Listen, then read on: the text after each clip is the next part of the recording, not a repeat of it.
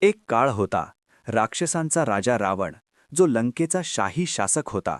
त्याने सर्व जगावर आपली सत्ता स्थापन केली होती. त्याच्या अत्याचारांचा अंत करण्यासाठी भगवान श्रीराम जन्माला आले होते. परंतु हनुमान या पवित्र कथामध्ये एक अत्यंत महत्त्वाची भूमिका बजावतात. हनुमान, तो सर्व विश्वातील सर्वात बलवान, ज्ञानी आणि भक्त असलेला वानर होता.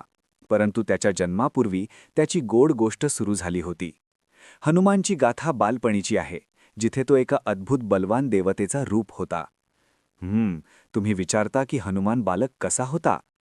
बाल हनुमान हे एक अत्यंत मजेदार आणि आश्चर्यकारक रूप होते.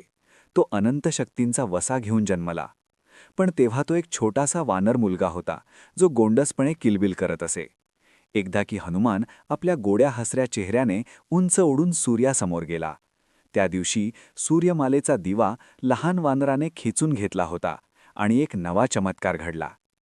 पक्षी त्याच्या उंच उडण्याने सूर्यदेवतेने आश्चर्यचकित होऊन हनुमानला त्याच्याकडून एक शाप देण्याची धमकी दिली.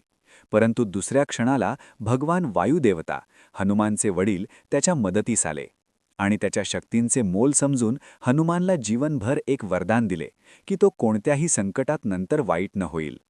शिवाय हनुमान बालकांप्रमाणे निरागस होता, पण त्याच्या मनात एक अतिशय बलशाली विश्वास आणि श्रीरामांच्या प्रती अनन्य भक्ती होती. एक वेळ अशी आली की रामाच्या शोधात हनुमानने लंका पार केली.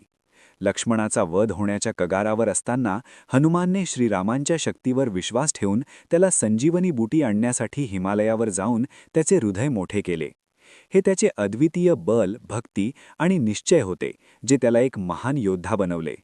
संपूर्ण वानरसेना ही हनुमानच्या शक्ती आणि पवित्रतेच्या आधारे विजय मिळवण्यास सक्षम झाली. हनुमान म्हणजे एक असा असामान्य योद्धा, जो कोणत्याही संकटात उभा राहून श्रीरामांच्या मार्गदर्शनाने विजय प्राप्त करतो. बाल हनुमानची कथा आपल्याला शिकवते की त्याच्यातील चपळता, समर्पण आणि श्रीरामाच्या प्रती अपार श्रद्धा हाच त्याचा खरी महिमा आहे. हनुमानने त्याच्या शक्तींचा वापर कधीही अहंकाराने नव्हे, तर परोपकार आणि भक्तीने केला. आजही हनुमानची उपासना आपल्याला आशीर्वाद देणारी आहे, ती एक प्रेरणा आहे. तो केवळ एक दिव्य योद्धा नव्हे, तर आपल्या आत्मविश्वास, धैर्य आणि श्रद्धेच्या शक्तीचे प्रतीक आहे. जय हनुमान.